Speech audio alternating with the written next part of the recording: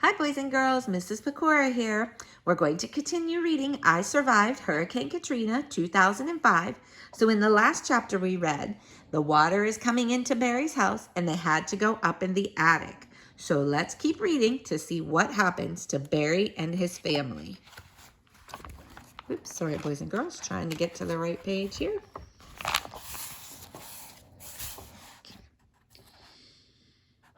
But now, the bright and powerful feeling drained away. With every minute that clicked by, Barry felt more helpless and terrified. Cleo was whimpering again. Mom held her on her lap, rocking back and forth, singing softly to calm her. The water was rising past the second floor. They could hear the whoosh and banging of the furniture below. What would they do? Where could they go? Barry's whole body was shaking. His mind was spinning. And then Dad leaned in closer. He put one hand on Barry's shoulder and the other on Mom's. I want you to listen carefully, he said softly. We are all together, and as long as we are all together, we are going to come through this. Even in the darkness, Barry could see Dad's eyes blazing. Soon this will be over, Dad said. We just have to get through the next few hours. Mom wiped away Barry's tears. We can't stay here in the attic, Dad said. We're going up onto the roof. Mom's eyes got wider. She swallowed. All right, she said. But there's no way out, Barry said. Yes, there is, Dad said. How? Barry asked. Your grandfather. Barry stared at Dad. Gramps had died 3 years earlier. Dad wasn't the kind who believed in angels flying around. What was he talking about? Dad crawled to the darkest corner of the attic. He started back with what looked like a stick. As he got closer, Barry saw what it was. An axe.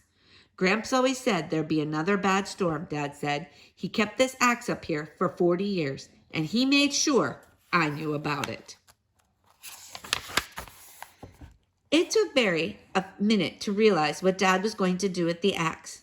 Keep your heads down, Dad said. Mom pulled Barry and Cleo to her. Dad heaved the axe over his shoulder. With a mighty swing, he smashed the blade into the ceiling. Chapter 9. The water had risen to the attic by the time Dad chopped a hole big enough for them to climb through. The wind screamed and rain poured in. Stay together, Dad shouted. We're going to stay together. Cleo was so stunned that she stopped fussing. She kept her eyes on Barry's face, and he did his best to look calm, like Dad on the plane. Dad dragged a trunk under the hole, stepped onto it, and pulled himself onto the roof.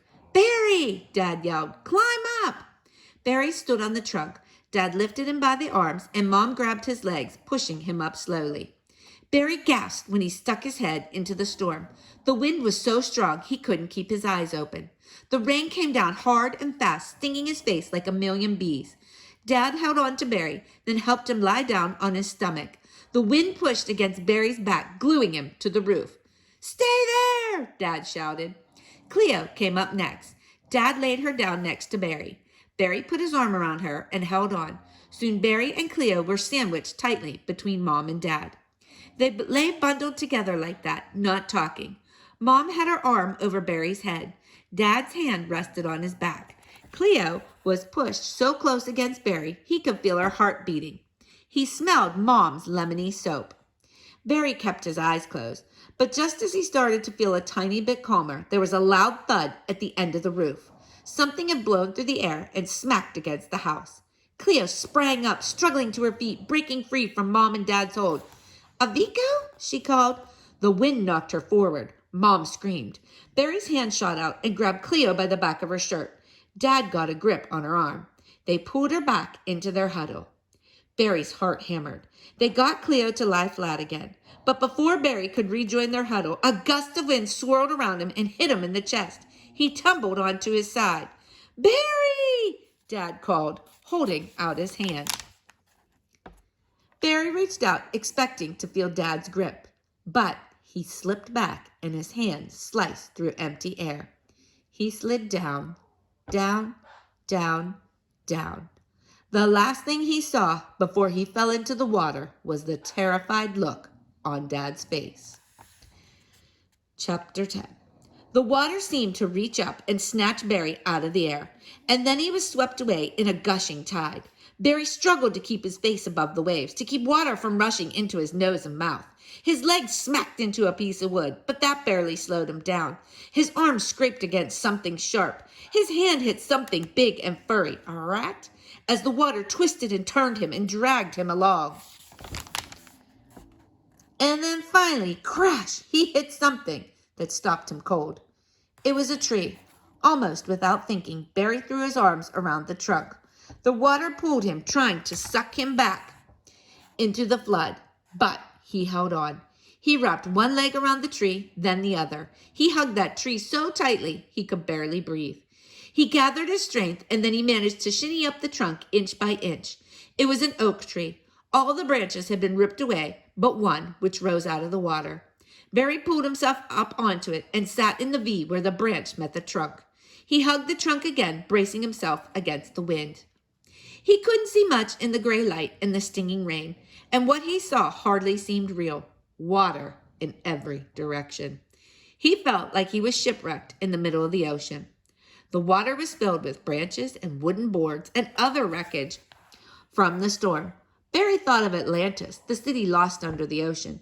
He'd read about it in one of his favorite comic books. Was that what would become of New Orleans? Barry pressed his cheek against the tree. His entire body ached. His hands were ragged from climbing the tree. He started to cry, his sounds drowned out by the wind. "Dad!" Barry screamed. "Mom! Cleo!" He screamed their names until his throat burned. The wind screamed back at him. And then he heard a deep groan and a crack that echoed above the wind. A massive shadow loomed over him. Barry stared in shock. It was a house, pushing through the water like a monster. The windows and doors were gone, and as the house turned slowly in the water, Barry saw that one side had been ripped away. He had to get out of the way, now. Barry jumped into the water, barely missing a big piece of glass. The house hit the tree with a smash and a groan, then got stuck there. The current started to drag Barry. He fought against it and somehow managed to swim to the house. He reached up and grabbed hold of a window frame, careful of the jagged glass around the edge. A piece of wood fell into the water right next to Barry. Its bright color glowed in the ghostly light. Sky blue. Barry stared at the house. Could it be? Yes, it was Abe's house, Abe McKay's. And that wasn't all. The sound of ferocious barking rang out. Somewhere in that ripped-apart house was Cruz, the killer dog. Chapter 11. Barry's heart pounded. That dog was crazy. What if he came after Barry? Cruz barked some more. Barry had to get out of here.